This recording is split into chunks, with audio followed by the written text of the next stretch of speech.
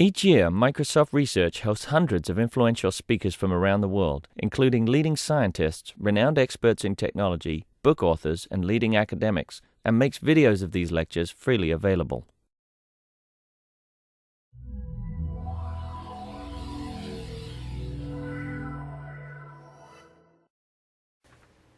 Hi everybody, it is my distinct pleasure to have Radu Teodorescu with us today. Radu is a PhD candidate in the Department of Computer Science at the University of Illinois at Urbana-Champaign, and today he will talk to us about his work on addressing parameter variation with architectural techniques.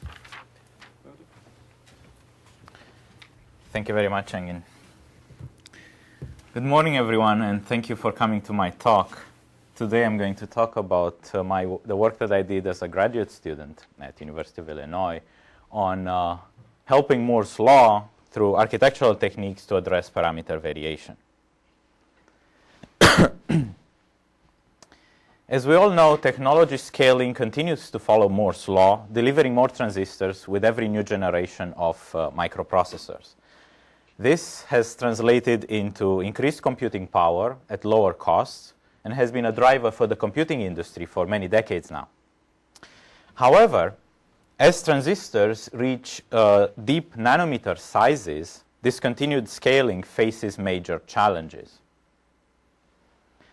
Now, some of these challenges originate in the chip manufacturing process, while others originate in the environment in which the chips run.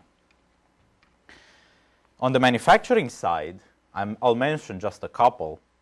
Sub-wavelength lithography, which is the process of actually printing transistors onto the silicon die, uses a light source that has a wavelength of 192 nanometers to project much smaller feature sizes on the order of 45 nanometers in the current generation. So this can actually lead to imprecision, difficulty in controlling these feature sizes, which leads to variation in the effective length of the transistor, one of the important parameters. Other problems include variation in dopant density in the transistor channel as the transistor channel gets smaller and we get fewer dopant atoms, leading to variation in other parameters such as threshold voltage of the transistor. And there are many more manufacturing challenges, but we also have environmental factors that impact the functioning of these transistors. Some include temperature variation or supply voltage fluctuation. So there are many problems. These and other environmental factors, manufacturing and environmental factors, will cause variation, significant variation in transistor parameters that we care about a lot, such as switching speed, which determines the operating frequency of a transistor and of the entire chip, and leakage power consumption, which is an important component of the total power consumption of our systems today. So if we were to plot the probability density function of any of these parameters, let's say this is switching speed, for all the transistors that we have in one of our chips today, we would expect to see a function that looks something like this, with most transistors falling inside this nominal region. Instead, what we see, again, if the switching speed is a distribution that looks more like this, with some of the transistors actually faster, most of them slower, and fewer of them falling inside this nominal region here. Now, this behavior has a direct impact on current microprocessors, such as AMD's quad-core Opteron, for instance. This is just an example. I'm not implying anything about AMD's technology here. And also on Intel's, for instance, Intel's 80-core supercomputer on a chip prototype. So it has an impact on current and future systems, resulting in reduced chip frequency than would otherwise be possible without variation, significantly higher power consumption, and decreased reliability. Now, to get a sense of the very real effects of variation, let's look at some actual data as measured by researchers at Intel. So this plot will show you the normalized frequency versus leakage power consumption for a set of chips that are manufactured in what is now an old technology, 130 nanometers. And their distribution on this frequency versus leakage plot looks something like this, where each dot here represents the frequency versus leakage power of a single die. So as we see, we have 30% variation in frequency across these dies and up to 20 times variation in leakage power consumption. So while we would expect a chip to run somewhere here at high frequency and with low leakage power, yes, question? Can you get the sense of the probability mass of all of those dots, like the overall mass in the left corner versus the outliers? Well, I don't actually have that because I didn't have access to the numbers. I had essentially just a plot. It's sort of an illustration that I did, yeah. Is the conclusion you want to draw from the slide independent of the actual probability mass? So the point that I'm trying to make here is essentially that there is significant variation both in frequency and leakage power. Now, how many of these chips actually fall within a smaller variation region here, I don't know precisely. I will show you data for our own models, and that may make. So we're plotting here the overall chip frequency and leakage, or the individual transistors? That's a good question. So this is chip-to-chip variation. So it's the overall frequency versus leakage power for the entire chip. Yeah. Later on, we'll see this broken down into chip-to-chip and within-chip variation. But that's coming up in a second. So most of the chips will have lower frequency and higher leakage power consumption than we would expect. And by some estimates, actually, one generation of process scaling is actually lost to process variation. So this is a very significant problem. For the rest of this presentation, I'm going to talk about my work on getting some of these losses back. First, a little bit more background on variation. Question? One more question, maybe. Like the processors you showed before, like are these the ones that were manufactured or the ones that were actually sold? Like they're the ones that were manufactured. Okay. In fact, some of these you can't sell because of the high power consumption, and you have to throw them away. Okay. Yes? You showed, are the operating conditions the same for the different chips? I would assume yes. Intel did these measurements, and then the way they do these measurements is post-manufacturing. They measure each die on the wafer under the same conditions. Yes. Yes.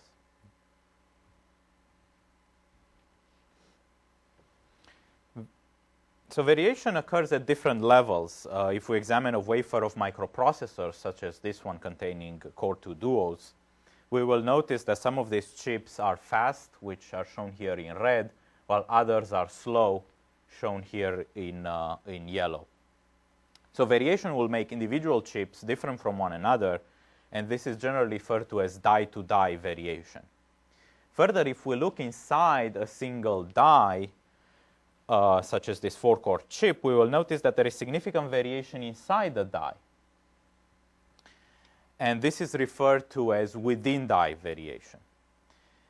Now, within-die variation also has an interesting property in that it is spatially correlated, meaning that transistors that are close to each other tend to have similar properties. For instance, these shown here in red are fast but consume a lot of leakage or static power, while the ones shown here in white and yellow are slower but more power efficient.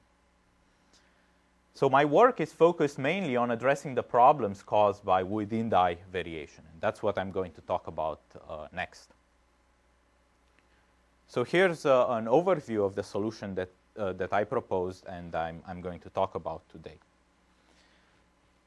Now, even though variation occurs at the level of circuits and devices, right, its effects on performance, power, and reliability are affecting all of us, are affecting the microarchitectural layer, which I care about, but also the runtime system layer, the OS, and software.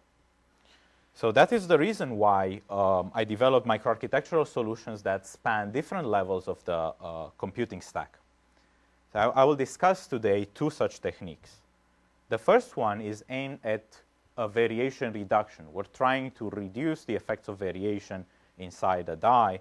The second technique is aimed at variation tolerance. We're trying to design our system around variation somewhat. So in the first solution, we look at a chip multiprocessor with 4 cores with variation. And the goal of this solution, like I said, is to reduce this within die variation. To do that, we partition the chip into multiple cells. And using a technique called body bias applied to each of these cells, we can either reduce the leakage power of cells that consume a lot of power, the ones that are shown here in red, or speed up cells that are slow, shown here, resulting in reduced within die variation. We call this dynamic fine-grained body biasing. This is what I'm going to talk about first, in the first part of the talk. Now, the second part of the talk, in the second work, I took a different approach. So the second technique is aimed at tolerating variation in a large chip multiprocessor, such as this 20-core CMP. And the idea here is that because of variation, these CMPs will have cores that, even though they're designed to be identical, they'll behave differently, meaning they'll have different power consumption and different frequency potentials. So to manage a system like this, we develop variation-aware application scheduling and power management algorithm for the OS and the power management subsystem. So for instance, these algorithms can map applications to high-frequency cores, are shown here in red. This flowery thing are applications. To high-frequency cores when the goal is to improve the performance of the system, or to low-power cores when the goal is to save power. In addition, by combining knowledge about the characteristics of the cores and of the characteristics and requirements of the application, we develop a power management subsystem that is able to improve throughput at the same power consumption compared to a variation-unaware system. So this is what I'm going to talk about in the second part of the talk. So here's an outline of my talk. I will describe the two solutions. First, dynamic fine-grained body biasing, which is work that appeared in last year's International Symposium on Microarchitecture. And then describe the second solution, variation-aware scheduling and power management, which will appear in this year's ISCA. I will evaluate both techniques together at the end, and finally say a few words about my plans for future work. So let's start with dynamic fine-grained body biasing.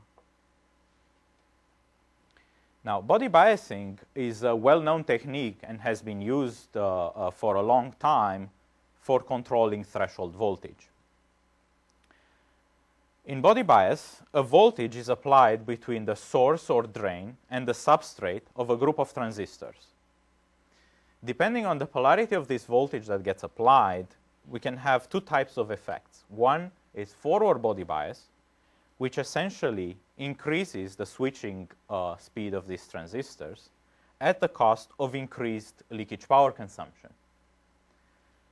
The opposite is true in reverse body bias, which essentially decreases the speed of these transistors with the benefit of actually saving a significant amount of leakage or static power consumption. So this property makes body bias a key knob that can help us trade off leakage power for frequency. And you can think about this much like another well-known technique, dynamic voltage and frequency scaling trades off frequency for dynamic power. Previous work by researchers at Intel has proposed a technique called static fine-grained body biasing for reducing within die variation. So in this technique, a chip with variation is divided into so-called body bias cells, where each cell is the unit at which this technique is applied.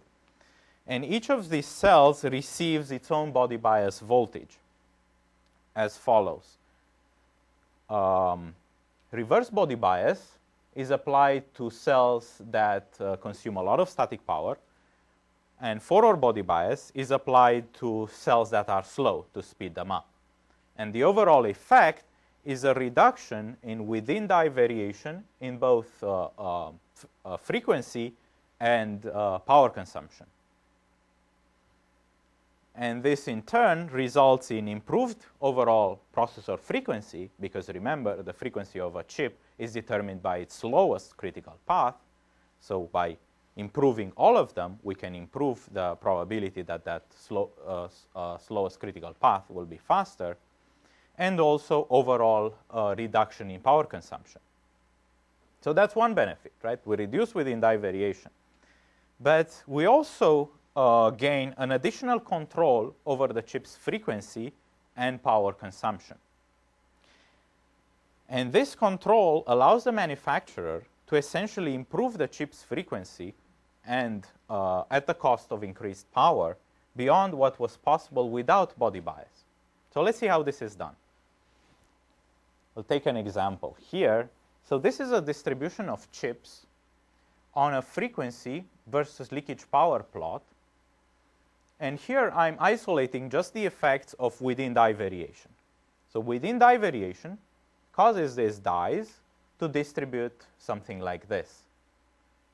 Again, I'm plotting frequency of each of these dies versus leakage power. This is from our own variation model and its simulation. So after manufacturing, the vendor will actually take all these chips, test them, and based on their maximum frequency, would place them in frequency bins, so-called frequency bins. I'm showing 4 here.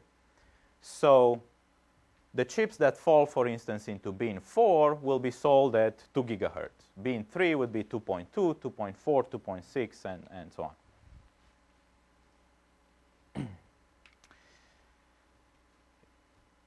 We've also seen that leakage power can be a significant problem, right? It varies a lot and it can be very high. So in addition to splitting these chips into frequency bins, the manufacturer also imposes a total power limit on these chips. It limits the amount of power that these chips can consume. This total power limit translates into a leakage power limit for these chips that looks something like this. As a result, some of these chips will have to be rejected because of high power consumption. And only those falling in the green region here can be accepted and used and sold. Now, normally, this would be the end of the story, and the vendor would have to live with this situation. But what I'm going to show is that with fine-grained body bias, we can improve the operating conditions of these chips by trading off some of the frequency for leakage power consumption. And I'm going to take 2 examples here. So let's take a chip that has a fairly low frequency running here in bin 3. We want to run it at a higher frequency. What we can do by applying carefully this fine-grained body bias, we can improve its frequency at the cost of increased leakage power consumption. And we do that as long as we stay below this power budget. We cannot push it beyond because then we need to throw the chip away. On the other hand, yes, question? Would it be at the bottom of the bin? At the bottom of the bin. Yeah, yes. I mean, ideally, yeah, you may want to stop here because there's no need to push it beyond. If you're gonna, it depends where the frequency of the bin is. It could be here, somewhere in the middle. This could be, actually no, the frequency is here. Let's say this is 2.4. So in that case, you may not need to push the chip all the way up there, yes. Here, I'm assuming a continuous distribution of frequencies.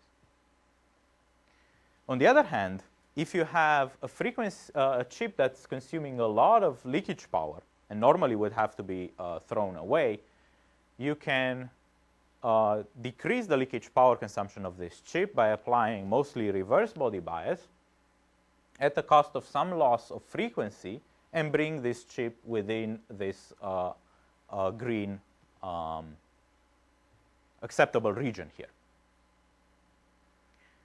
So this is done in a post-manufacturing calibration process that has the goal of finding the maximum frequency that each of these chips can run at.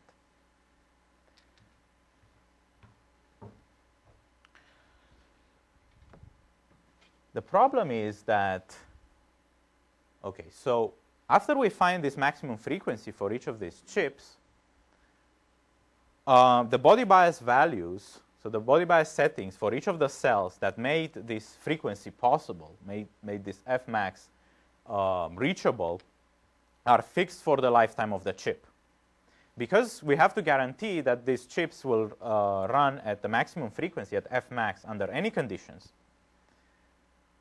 worst case conditions such as temperature and power consumption are assumed. For that reason, we made the observation that static fine-grained body biasing has to be conservative. Which brings us to the motivation for my work, which we call dynamic fine-grained body biasing. Now, we start by making two observations here. In chips today, we have significant temperature variation. And this is observed both in space, across different cores, maybe even inside the core, from one functional unit to the other, and also in time as the activity factor and the workload changes. For instance, the computation migrates from one of the cores to the other. So there is a significant temperature difference on chip in space, which can be 30, 40 degrees centigrade, and also in time as the activity of this chip changes. In addition to that, we know that there's a very important impact from this temperature. Circuit delay increases significantly with temperature. So while at low temperature, at least some parts of these chips will be faster, as the chip heats up, it will essentially slow down. And at the highest temperature, it will be significantly slower. So we know there is significant temperature variation, and that has a significant impact on circuit delay. So for that reason, static fine-grained body bias has to assume worst-case temperature when calibrating the body bias voltages. At that temperature, most of the circuits on this die will be slower, allowing less of this power-saving reverse body bias to be applied and requiring more of the forward body bias to reach the maximum frequency Fmax. And this results in overall higher power consumption. The main idea behind dynamic fine-grained body biasing is essentially to allow the body bias voltages to change dynamically to adapt to temperature changes in time, space, and with workload. And the rationale here is that at average temperature, at least some parts of the chips shown here in blue will be significantly cooler. And also which parts of the chips are cold at any time will change dynamically.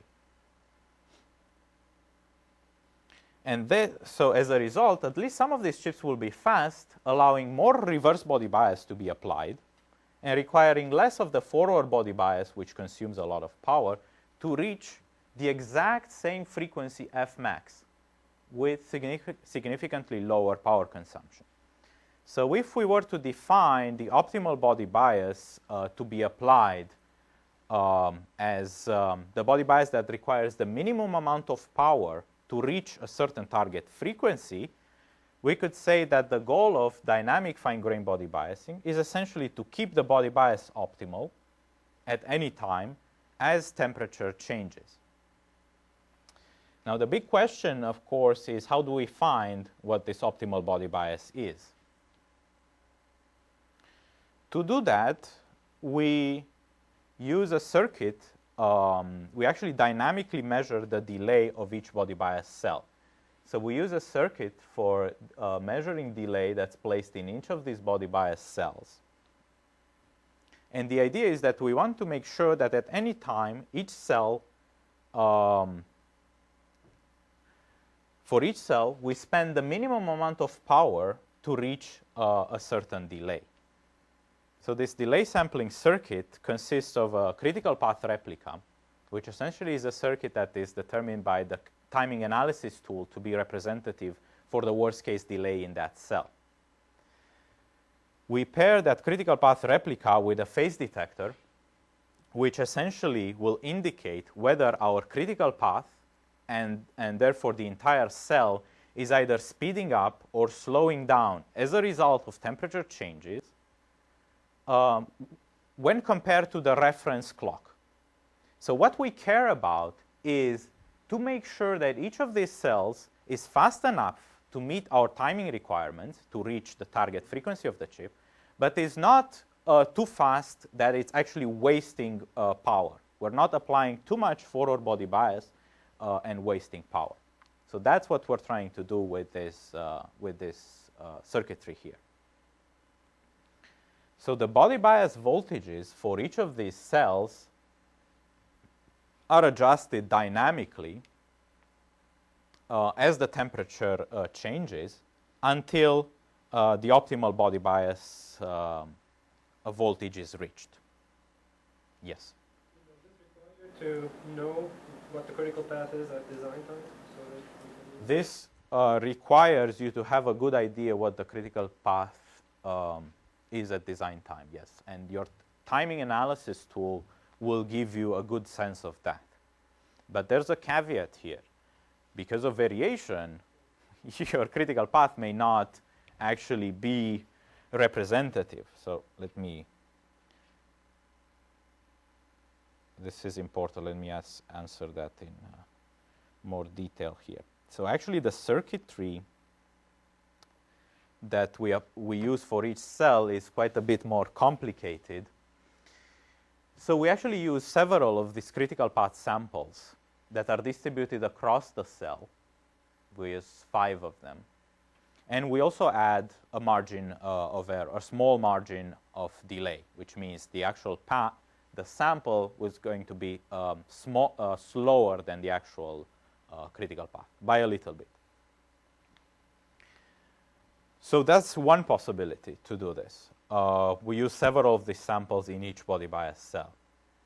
There's also, in the literature out there are also proposals for actually measuring the delay, so sampling the delay of the actual critical path rather than replicating the critical path across the cell.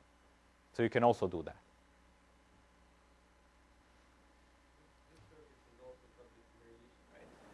This circuit is also subject to variation. Yes, and that's the idea, essentially. That's why we take the critical path that the CAD tool tells us, this is your critical path. I'm going to take that, and I'm going to copy it in various locations on this cell, hoping that it will actually be affected by variation the same way as the actual critical path is affected. Yes? So if the hope is that this replica would be affected to a similar magnitude from variation as the original critical path, then because of spatial correlation, you would want to place it as close as possible to the original critical path. But in certain parts of your microarchitecture, sort of disrupting the layout may have sort of an impact on the wire delay that you have. For example, if the issue queue scheduler's wake-up logic or the selection logic is on your critical path and you want to put this in the middle of your selection logic, for example, that could slow you down quite a bit. Yeah, that's a very good question. So that is actually one of the reasons why we want to keep this isolated. That's why we actually replicate the critical path, because you can sort of rearrange. You have a different layout. This is not dependent on the layout of your circuit. So you just try to squeeze these critical paths wherever you have space in those cells. I acknowledge that in some very dense areas this may be an issue. But by doing this, by actually using samples rather than measuring the actual critical path, you're less disruptive in the design, because this is something that you sort of lay on top of your original design. that it may, in some, I acknowledge, I don't know for certain very crowded areas where maybe you have a lot of wiring going on, it may be a bit of an issue to put all this, but that's the reason why we're actually having a separate circuit rather than actual critical path measurement is to try to minimize the impact as much as possible. Also to point out here is that, for instance, all these paths have to kind of be in agreement before a decision is made. For instance, if at least one of them says the cell is too slow, then forward body bias is applied and all the cell is sped up. And the cell will not be slowed down with reverse body bias until all the samples agree that there's some slack there. Okay, let me go back to my slide here. So what we find is that by doing this, by applying this dynamic body bias online as the chip runs, this gives us a lot of flexibility to control both frequency and power. And there's a question here, where do we choose our optimal point on this frequency versus power curve? So depending on the demands of the system, we define kind of 3 different operating environments. So in the standard environment, we use dynamic body bias to improve both frequency and power consumption. We're kind of trying to find a middle ground here. Improve the chip frequency, but don't spend too much power. So this we call the standard environment. We also looked at the high performance environment, in which we spend all the power that we have in our power budget to maximize frequency dynamically, like I said, at any cost. And we see how much frequency we can get in that scenario. In the low power environment, we don't try to change the original frequency of the chip with variation. We just try to minimize leakage power as much as possible. So in the interest of time, I'll actually only talk about the standard environment. And at the end, I'll show results for the other 2 as well. So to see how dynamic body bias works in this standard environment, let me bring back this original distribution of chips. So here we have the original chip that's shown in blue before, with variation, before any of this stuff is applied to it. And what we do is, just like in the case of static body bias, we find the maximum frequency the chip can reach under calibration conditions, as in the case of static body bias. And this gives us the Fmax at maximum temperature. Now, normally, at average temperature, the chip will actually run with lower leakage because the temperature is significantly lower, even with just static body bias. However, by adapting to temperature changes, dynamic fine-grained body biasing can actually decrease leakage power consumption even more than with a static case, while keeping the frequency the same. So dynamic fine-grained body biasing saves leakage power compared to the static case, while keeping the chip and making sure the chip runs at the same exact frequency Fmax. And note that this Fmax frequency is already much higher than,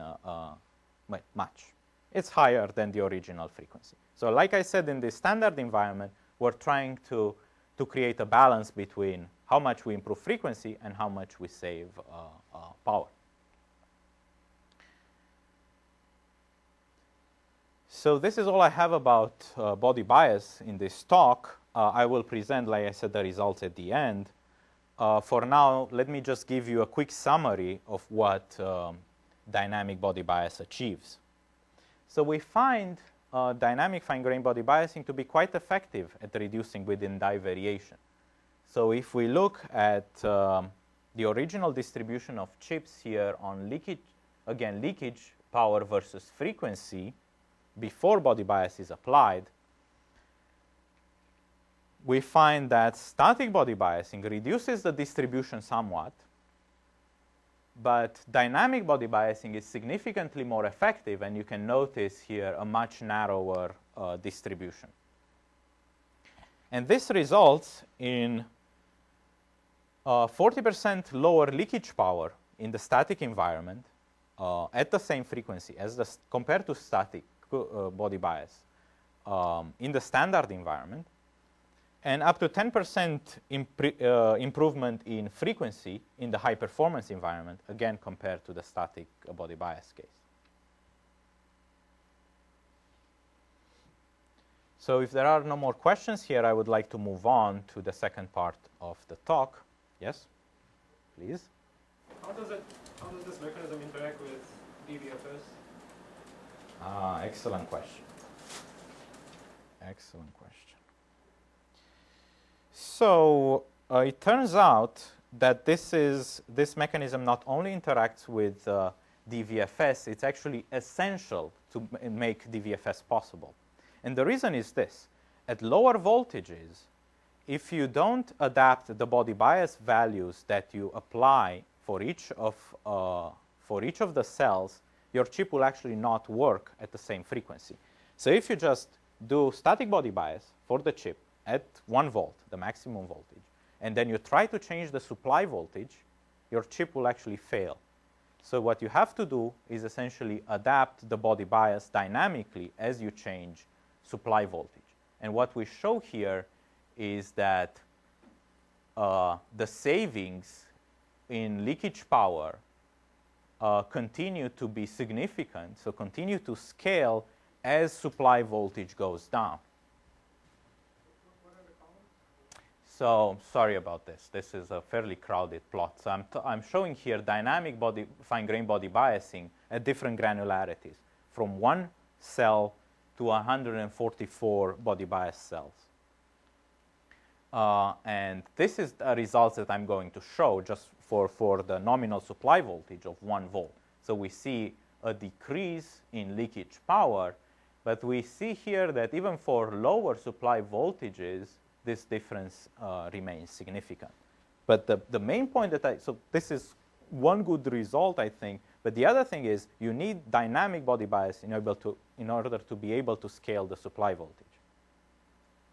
And there are a lot of interesting issues here in determining, so essentially, once you have both dynamic body biasing and dynamic voltage and frequency scaling, you added 2 knobs that you need to control at the same time. So this poses an interesting control problem here that I have not really addressed. But it's an interesting thing to look at, definitely. I just have a question about the experimental methodology. So how did you model the variability? So we developed our own variation model. And I'm going to talk a little bit about that in the results section, but not a lot. So essentially, we took data from industry for older technologies.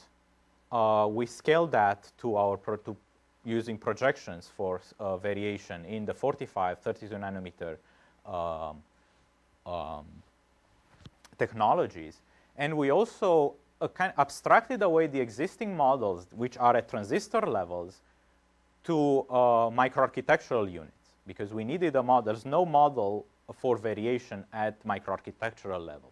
So we went through a lot of pain to actually abstract away the details of the circuit model to a model, functional units, variation at the level of functional units, caches, and so on.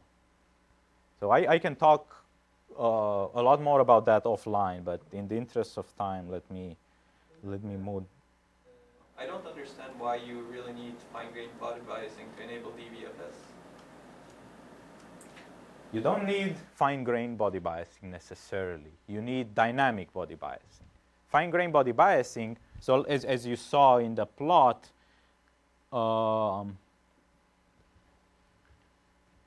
this D-FGBB1 is actually chip-wide body bias. So you need to change the body bias voltages at the same time as you scale the supply voltage. Because if you don't, your chip will actually not run at the target frequency. Because at lower supply voltage, you need a lower body bias voltage. You need I shouldn't say lower. You need a different value for the body bias voltage as well. So you don't necessarily need fine-grained body bias, but as I'm showing here, fine-grained body bias makes a big difference in power. This is all at the same frequency. I'm sorry, not at the, of course not. So this is at the maximum frequency the chip can achieve at 0.8, 0.6.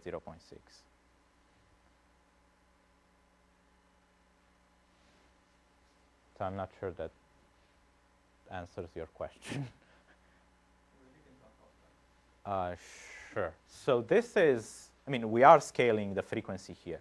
And we want, what we want to make sure here is, for all this data, is that the chip with and without body bias work at the same frequency. So we take the chip, we measure its frequency after variation. We know the frequency of the chip. We want to make sure that after applying body bias, all we do is save power. We don't affect the original frequency.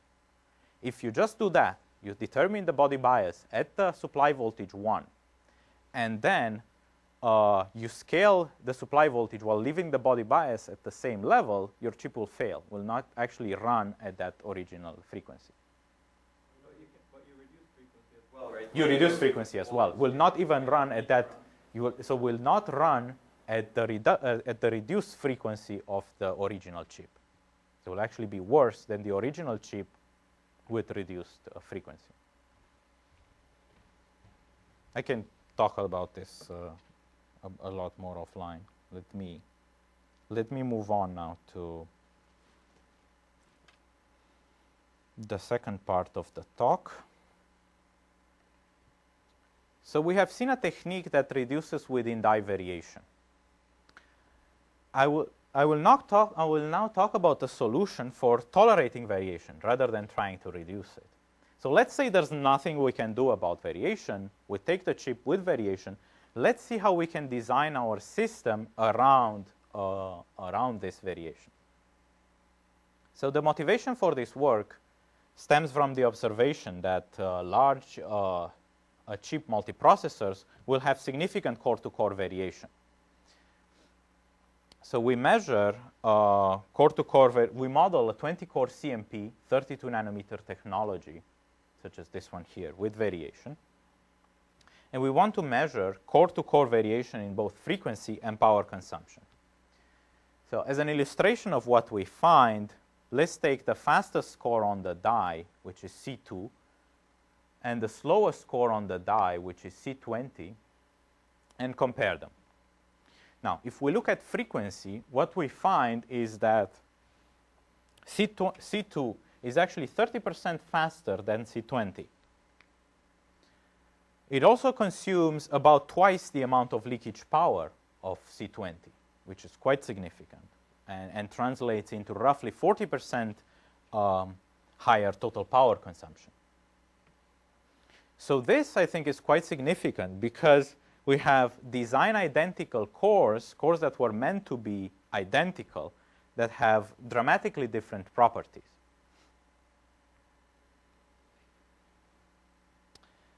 And these are average numbers. For some of the dies that we model, we see up to 50% variation in frequency, where the variation is so severe. And all the other cores are somewhere in between these two extreme cases. So the question we ask now is, how can we exploit this variation? We know that current CMPs generally run at the frequency of the slowest core, right? So that would be C20. What we can do is, with relatively simple changes to the hardware, to run each core at the maximum frequency that each individual core can achieve. And with this, we can buy back some of that frequency loss, and we can get the 50% average increase in average frequency now, because now we don't have a uniform frequency across the entire CMP. And the support for actually doing this exists in production today. The AMD quad-core Opteron allows all its cores to run at different frequencies, mainly for power reasons, because they want to scale the frequency dynamically for these cores to save power, but one could presume that also because of variation. I don't know that. I'm just saying. So, yes, Engin, question. Are you assuming that the L2 cache banks are largely unaffected by variation? No, I'm not. I'm not assuming that. I'm assuming that the cache will run at, well, first of all, I'm assuming that the cache is not really very critical. You can always add a cycle or two to its access time.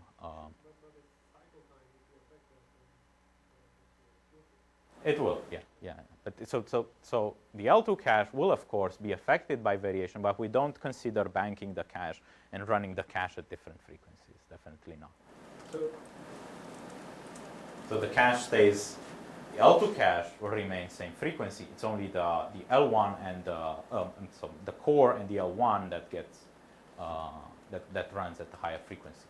So I'm not worried about a couple of additional cycles that you may add to the hit time of the L2 cache, but if all of a sudden it starts running at only a very small fraction of the core frequency, then that could become a bandwidth bottleneck in your memory hierarchy. That's what I was saying. At the small. So I'm not sure. Okay, so consider the differences in frequency here. So we're talking about 30% difference. So it's not, we're not, if before it was running at 2 gigahertz, this would be 2 point something. So the difference is there, but you know, okay, later on I'll talk about what happens if you scale the supply voltage. So then the frequency may be, the frequency change will be more significant. So you're going to assume that the L2 cache is unaffected? I am going to assume that, not necessarily that the L2 cache is not affected by variation, but it runs at its slowest, at the fastest frequency that it can run at. So let's say if there's a critical path in this particular L2 cache here, that's going to determine the frequency of the cache for both sections. Yes. So in such a system, essentially it will become, so after we split this cache into, so each core will have different power consumptions, different operating frequencies. So essentially what we've done, we have turned a homogeneous system into a heterogeneous system. So in such a system, it becomes suboptimal to treat all the cores as equal, for instance, in the OS scheduler or in the power management subsystem. So what we propose doing is essentially exposing this variation to the OS and the software. And to take advantage of this knowledge, we develop variation-aware scheduling algorithms for the OS and also a variation-aware power management subsystem. And what we show is that this variation-aware solutions are better at saving power or improving throughput than the variation-unaware case. So I'll take these two in turn and first talk about variation-aware scheduling a little bit. This is actually a very simple idea. So we know that one of the jobs of the OS scheduler is essentially in a CMP is to assign applications that need to run in a system to available cores. So these cartoons here represent applications. And normally, all the cores are treated as equal. So meaning that essentially all other things being equal, applications are randomly assigned to cores. In variation-aware scheduling, what we propose doing is using additional information to guide scheduling decisions, such as knowledge about the variation in core frequency and power, but also details about the application behavior, such as dynamic power consumption and, for instance, compute intensity as measured in instructions that are executed each cycles, or IPC. In such a system, we could also have different goals. For instance, the goal of the system could be to reduce power or improve performance, and the scheduling algorithms could be adapted to each of these goals. We examine a number of variation-aware scheduling policies. I will only discuss two of them here, and you'll see that they're quite simple, actually. So For instance, when the goal of the system is to reduce power consumption, the OS scheduler, what can do, is simply give priority to low power cores in the schedule. So essentially, if I have many cores to assign, I will select the cores that consume less power. In addition to that, applications that have high dynamic power can be assigned to low power cores, and in that way try to balance the power distribution across the CMP and minimize hotspots to further reduce power. So this particular policy we call var power. Now, when the goal is to improve performance, oh, sorry, I'm running behind the animation here. So these applications are assigned to the low power cores here, shown in yellow. Now, when the goal is to improve performance, the OS actually favors the high frequency cores in the scheduling. In addition, applications that have the highest IPC are sent to the highest frequency cores, because these applications are doing the most useful work and they benefit most from the frequency boost. Low IPC applications may, for instance, just be waiting on memory or I/O, so they're not doing much. Just pushing them onto a high frequency core is not going to buy you much. So both these algorithms can achieve power savings, or it can improve throughput compared to a variation unaware naive scheduler. Now, let's now examine what happens if we add an additional layer of control to this system. And we do that in the form of adding dynamic voltage and frequency control, frequency scaling for each of these cores. So dynamic voltage and frequency scaling, as we are well known, is a known technique for power management, in which the voltage and frequency of a processor is reduced dynamically to track changes in the application and save power. Now, future systems will most likely have core-level control over both voltage and frequency, which means that we'll have the ability to say what voltage and frequency each of these cores should have. We already have in the AMD Opteron the ability to set different frequencies for each of these cores. We don't have yet the ability to set different voltages, because there are some challenges that need to be worked out there, but we'll soon see that. So now we have a lot of control and flexibility, right? We can have an independent voltage and frequency for each of these cores. That's great. The problem is, how do we decide on a voltage and frequency level for each of these cores? That's not a trivial issue. It's quite a challenge. Because it's pretty obvious that not all the cores should have the same voltage and frequency, because some applications benefit more. You know, your high compute intensity, your high priority applications, you want to run at the highest frequency, while others, you know, your mostly idle processes, you don't want to run them at the high frequency. So it's pretty obvious that not all of them should have the same voltage and frequency, because not all of them benefit equally from high frequency. But deciding on voltage and frequency settings for all these cores is not a trivial issue. And in addition, variation makes the problem significantly more difficult, because it introduces uncertainty into this decision problem. So let's see why. Let's take an example. This I'm going to show here total power consumption versus frequency for a single CMP that has 20 cores. So we take one core and we scale its supply voltage from 1 volt all the way down to 0.6 volts. So as we see here, it behaves quite nicely. The power goes down, as does the frequency, as we scale the supply voltage. So this is fine. The problem is that when we take a different core, this is what we get. It behaves completely differently.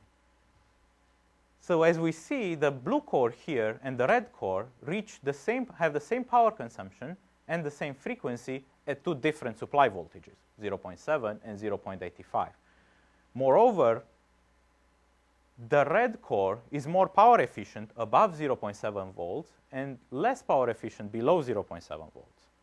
In addition to that, as you can see, the red core can reach a higher frequency than the blue core, even at the maximum supply voltage.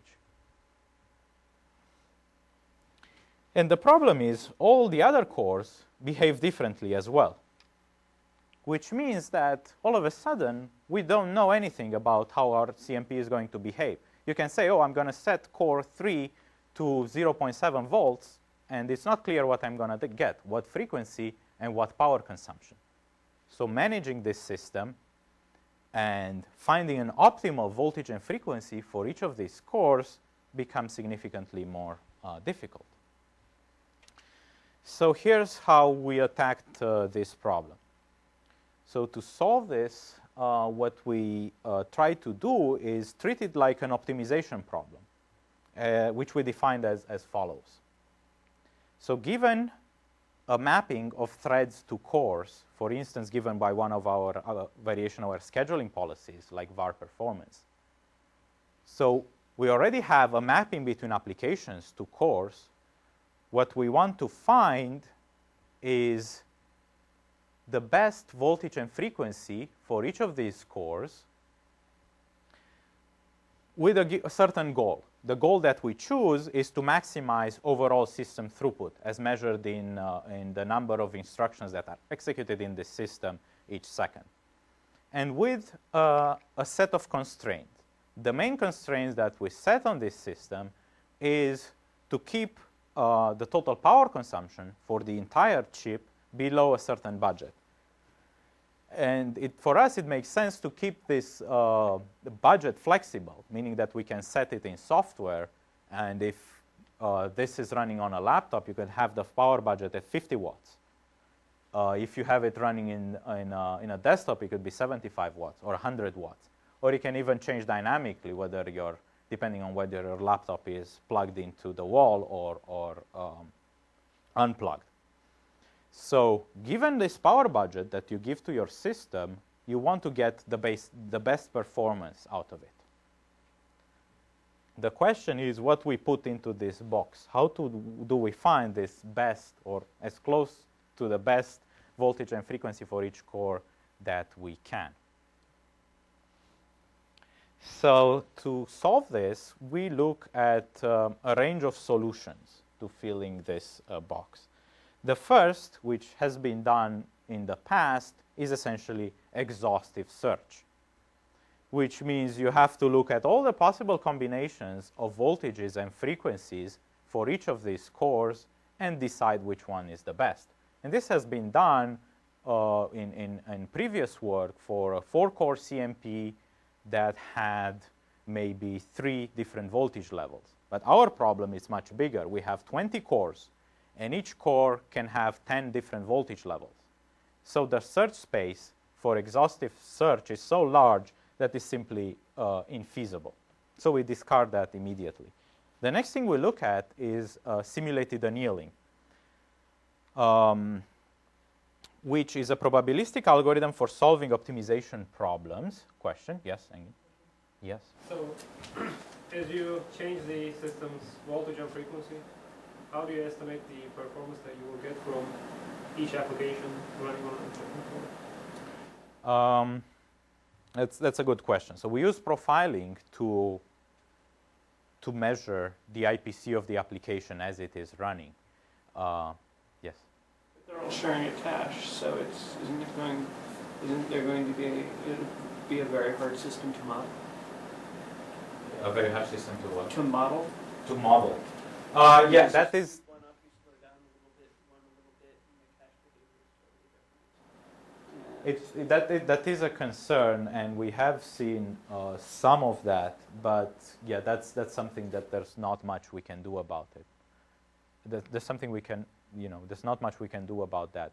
Yeah, there is an impact of the shared cache. What we look at is essentially how.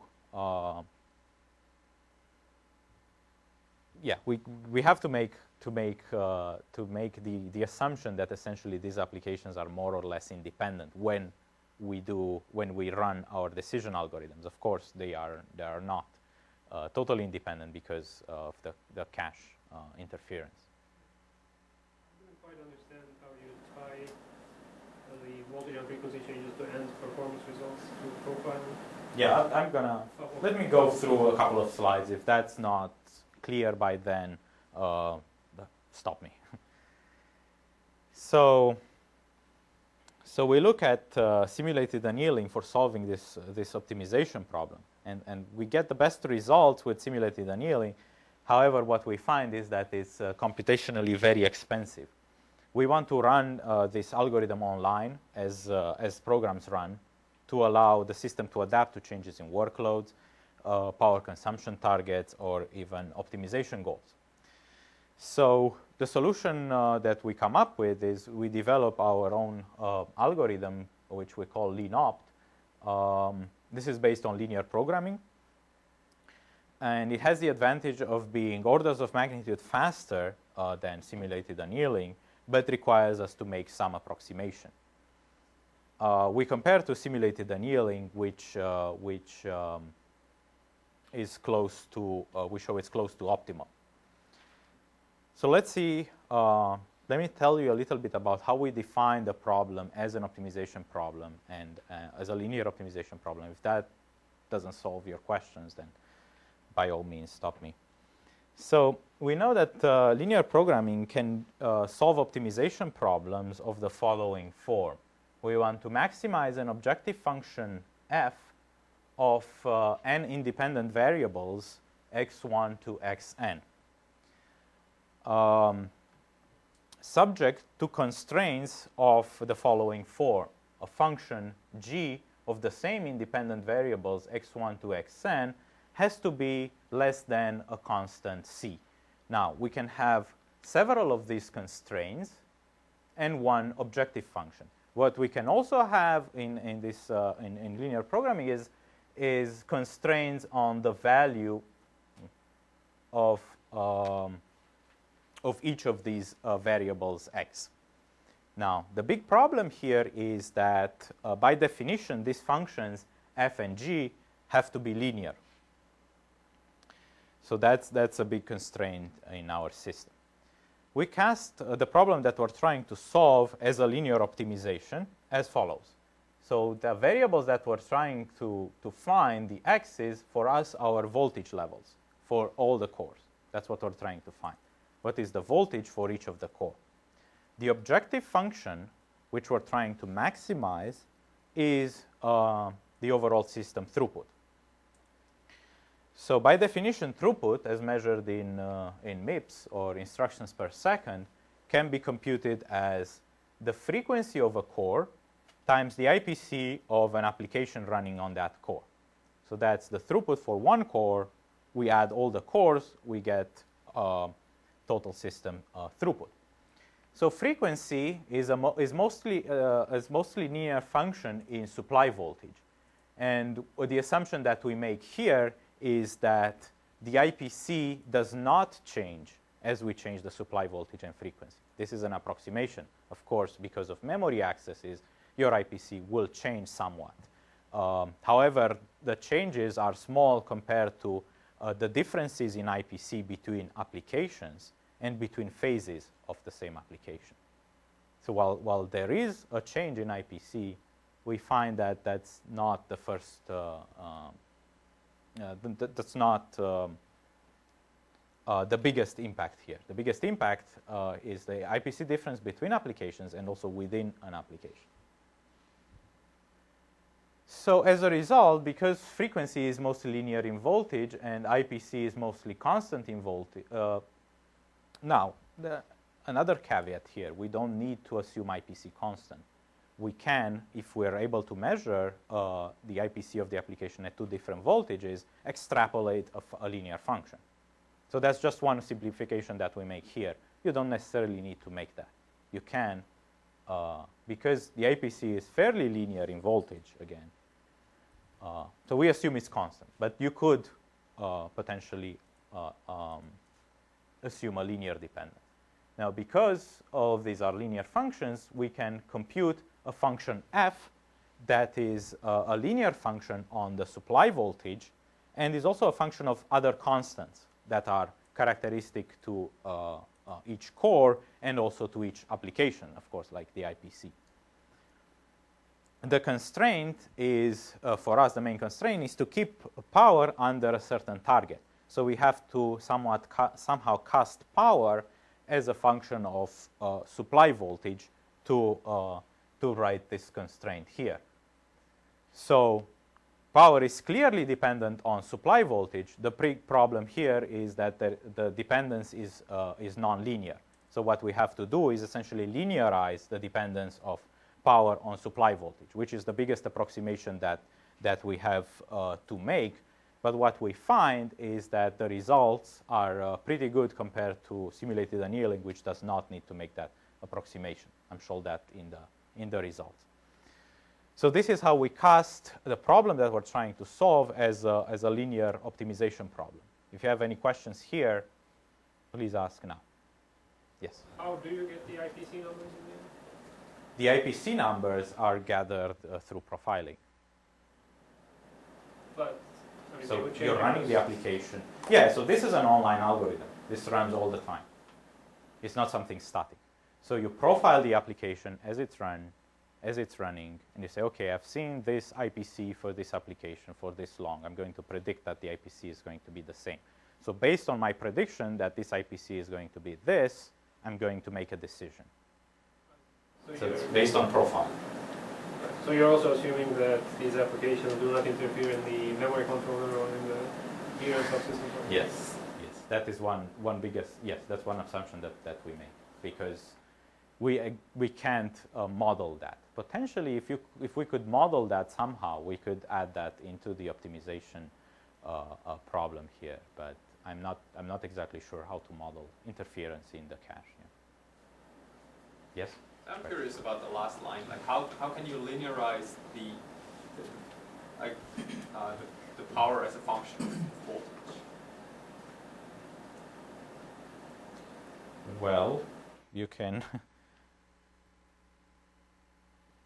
linearize anything you want, provided that you're willing to take the hit. Well, it depends. Yeah, it seemed outrageous to me at first. I didn't consider this at first. I said, there's no way this is going to match a linear function. The question is, over what interval are you linearizing the function? And it turned out that the approximation here of the nonlinear function is fairly close. It's decent enough to give a good result. What happens, because we cannot precisely predict, because we linearize this nonlinear function, what happens is we miss our power target by a few percentage points. So even though we expect the power as a result of our optimization to be 50 watts, we may get 51, 52. So that does happen. Okay, let me move on here.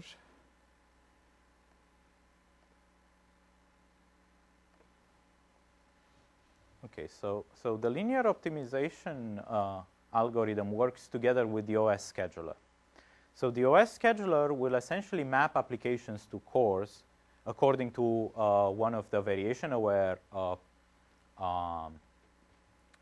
algorithms, for instance, var performance, and then LeanOpt will find the voltage and frequency settings for each of these cores. LeanOpt runs periodically as a system process, either on a spare core, if you have one, or otherwise inside the power management unit that is similar to what, it can be an on-chip microcontroller similar to what the Intel Itanium 2 Foxton uses to manage power. So they have something like this. They have essentially a microcontroller that runs code inside the Itanium 2 for their power management algorithm. So we could use something like that. All the data that I'm showing assumes LeanOpt runs on a spare core. LeanOpt uses profile information as input, as I mentioned before, quite a bit of profile information. Some of this profile information can be collected post-manufacturing, something like frequency and static power consumption for each core at all the voltage levels. Other information is dynamic and needs to be profiled at runtime, such as dynamic power and IPC for each core and application pair. Now we feed all this information together with the power target and the optimization goal to the LeanOpt algorithm, which outputs the best. Well, it's not the best. It's as close as we can get to the optimal voltage and frequency for each of these cores. So in our implementation, we try running LeanOpt at different granularities. We start with 500 milliseconds all the way down to 1 millisecond in the system. We find that a good interval for good performance penalty trade-off is to run it roughly every 10 milliseconds, which means it will run several times inside an OS scheduling interval. So of course, depending on how frequent, yes, question? Running this optimization on an additional core also requires energy, right? Yeah. So Yeah. So the question is, does it like running this additional core kind of outweigh the gains you get? Yeah, that's a good question. So it depends. If you run it in the core, the impact is higher. If you run it in the microcontroller, which is what we tend to do, is less, because the microcontroller is very simple, small area, consumes a lot less power. The Itanium folks give roughly 0.5% area for their microcontroller. Therefore, that's about the power consumption that we assume for this. If you run it on the core, yeah, it's big. I agree. Okay, if there are no more questions on this, I will move on to the evaluation. I think we have about 12 minutes here. Yes? How does this work with parallel applications? Parallel applications. So that's a very good question. We did not try this on parallel applications. What we tried is essentially multi-programmed workloads that have little dependencies between applications. My gut feeling would be for parallel applications, the optimization would actually try to keep all the cores at the same voltage. If the applications are well balanced, if the threads are well balanced. If there's an imbalance, you would try to favor the threads that are making good progress.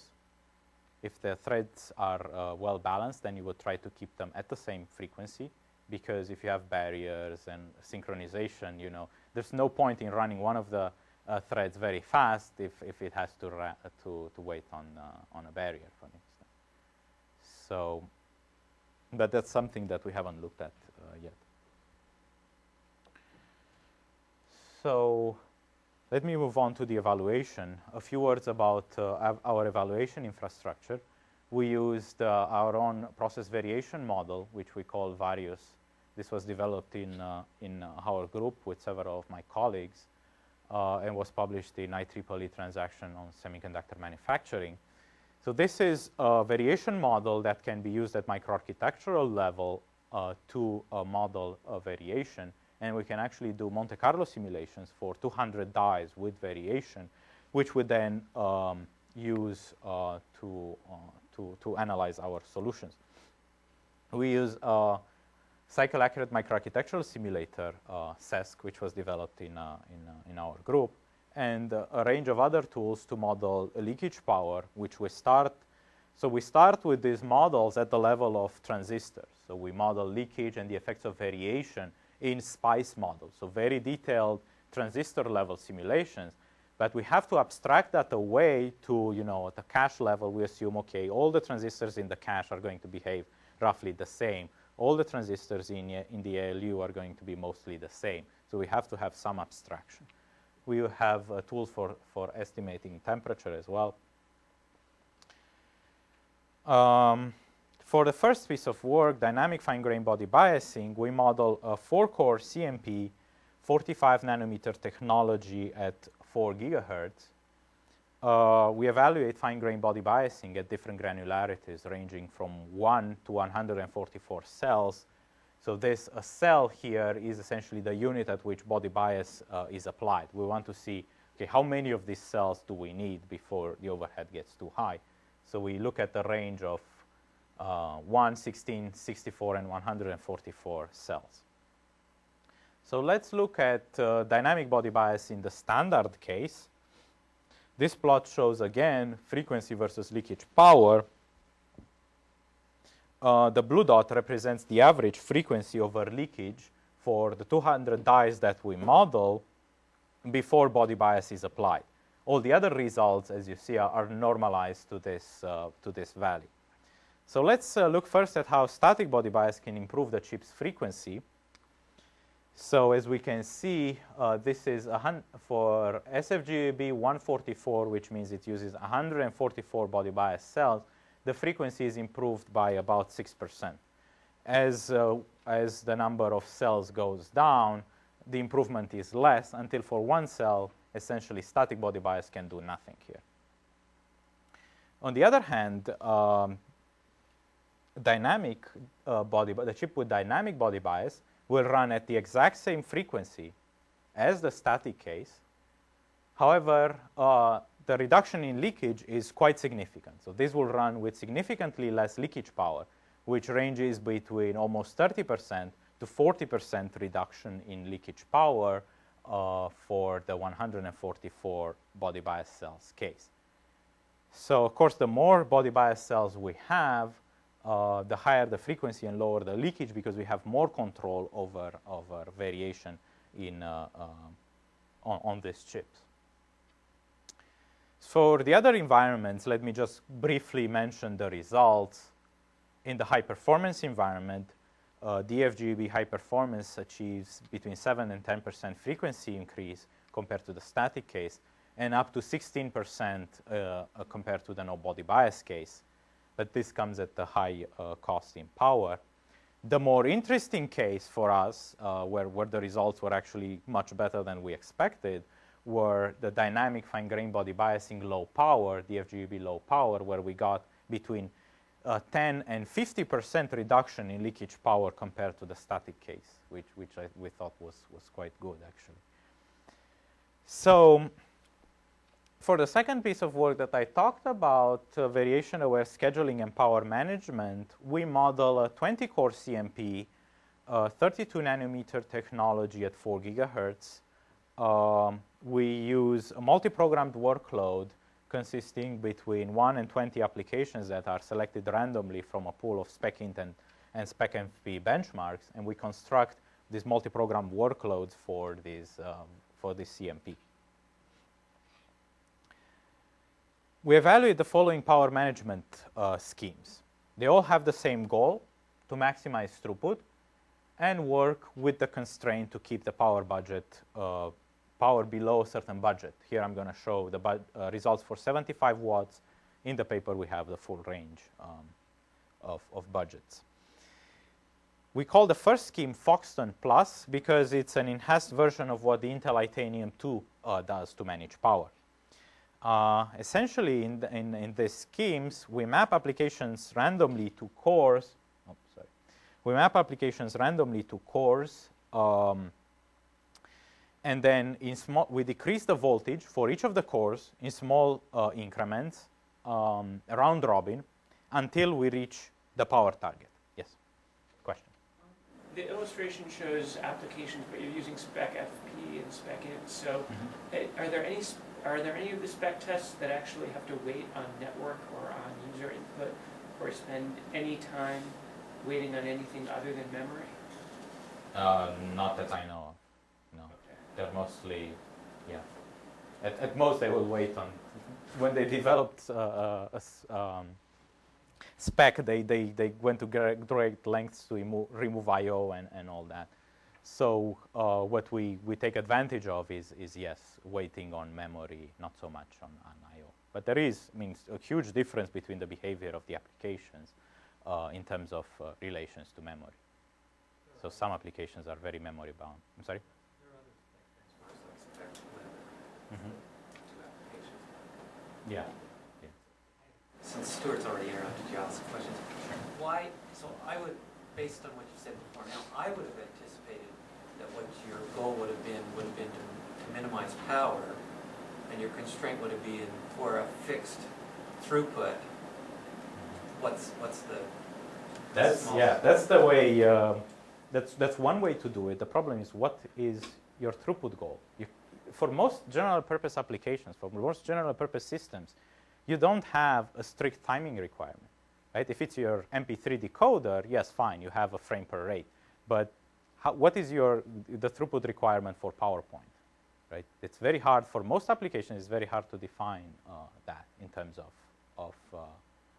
Well, my throughput rate for PowerPoint is, can I display my set of slides in the 90 minutes that I've been allocated? And you know, but what's a small, but you know, my point is, it's a fixed amount of work. Mm-hmm.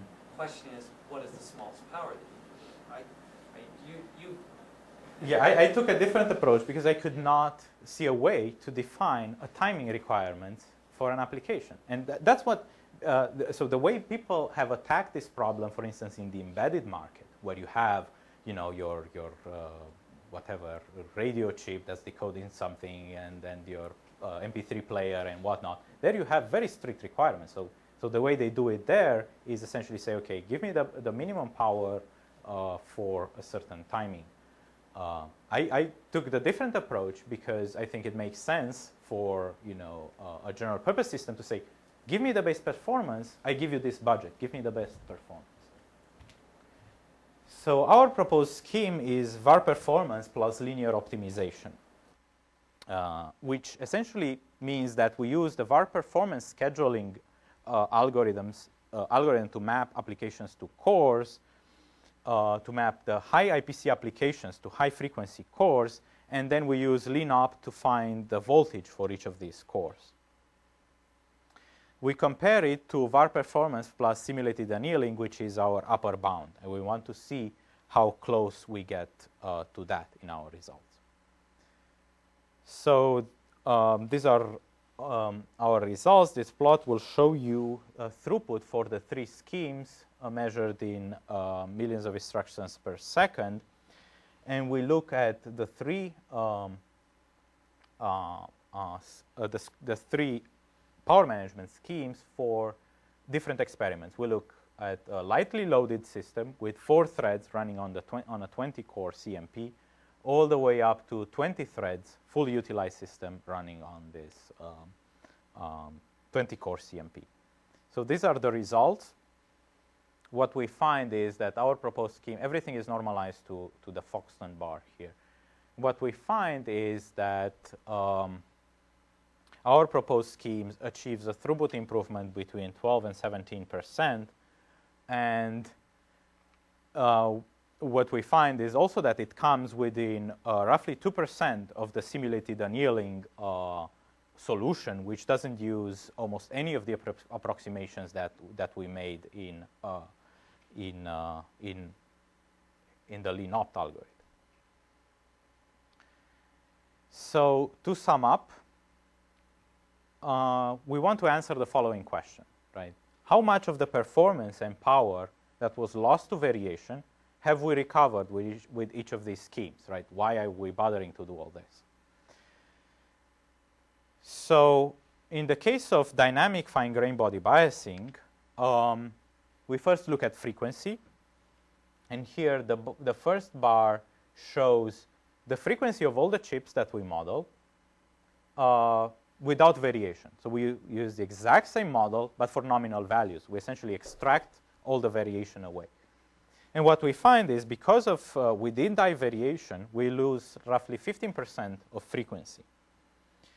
Now, D-FGBB standard is able to recover about 1/3 of that frequency loss, while D-FGBB high performance recovers almost all of the frequency loss, but this comes at a high price in power consumption.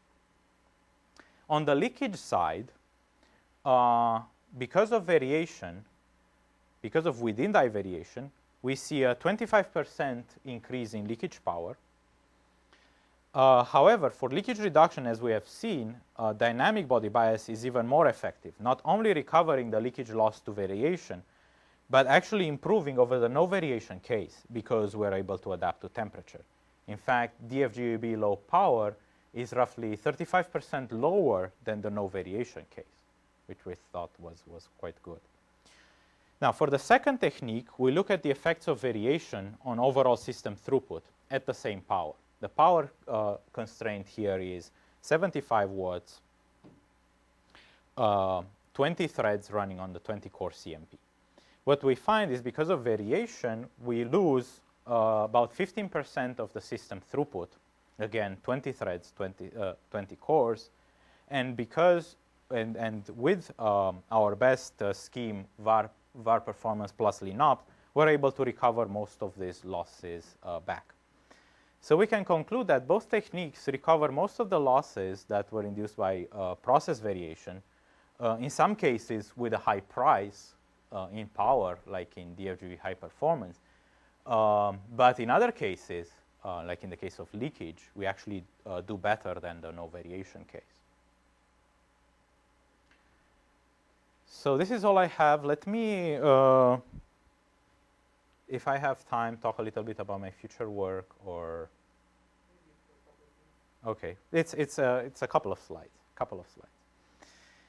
So in the longer term, I will be looking further down into the future. And today, semiconductor roadmaps are predicting that in a few years, for the 11-nanometer technology, we'll probably have 100 or more billion transistors on a single chip. This, if current trends continue, will translate into hundreds of cores on a die, hundreds, if not thousands of cores on a die, right? So we'll have a lot of resources. The problem is, in the 11-nanometer node, reliability problems will get exponentially worse. And the problems are many. So one reason is variation.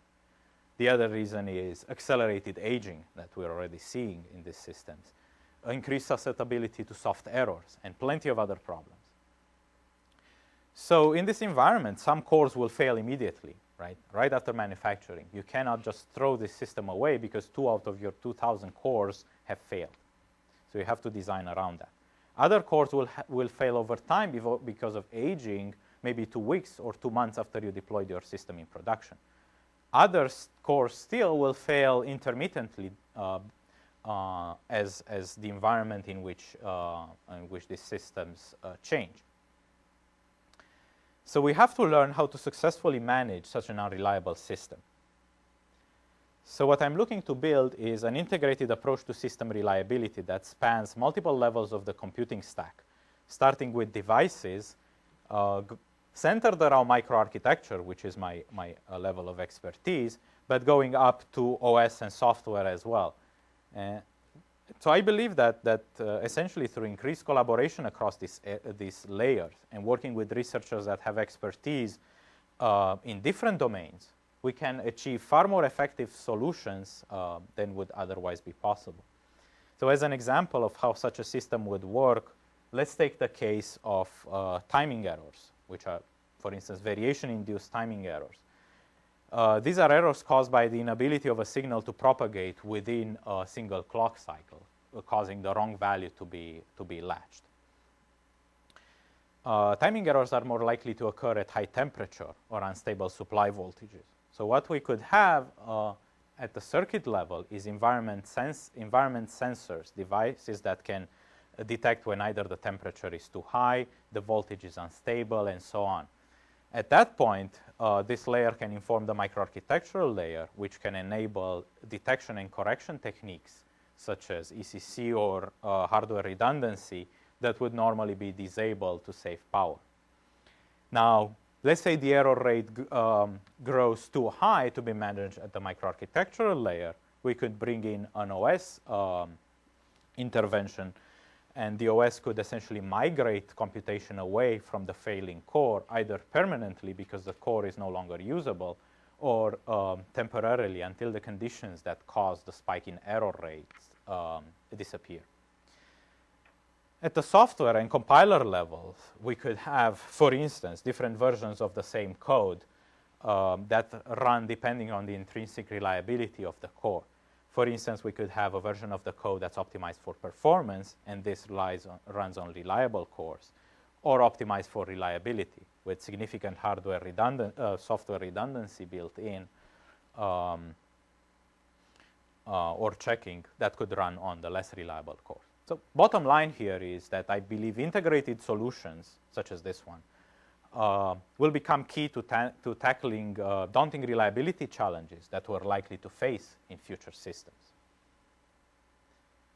So before I finish, let me tell you about some other work that I did, part of my PhD, one slide, on a slightly different topic. So this work focused on developing hardware support to help debug software, essentially. So the main idea was that the process of actually searching for bugs should continue at the user site, in your laptop, desktop, or server, to catch all those bugs that escape during development, and we know there are plenty. So the problem is that most debugging tools come with a very heavy performance impact. So throughout this work, we show that with the help of hardware support, we can debug software with very little overheads. In this context, I worked on developing a prototype of a processor with fast software-controlled checkpointing and rollback support. This was a fully working prototype working on an FPGA chip, and it could run an operating system. And this is what we used as a testing bed. The idea was to use this low overhead rollback ability to quickly undo faulty executions and look for bugs. Another project that I was involved on was the development of a hardware implementation of a data race detection algorithm, Lockset, for those of you who are familiar with that. And we managed to reduce the overhead of actually running Lockset from 10x to a few percentage points. Together with researchers at Intel, I also worked on log-based architectures for lightweight monitoring of production code, which had a kind of the same idea of online monitoring, and I can talk a little bit about that offline. Thank you very much for your attention. Sorry for running overtime here, but thank you very much for coming.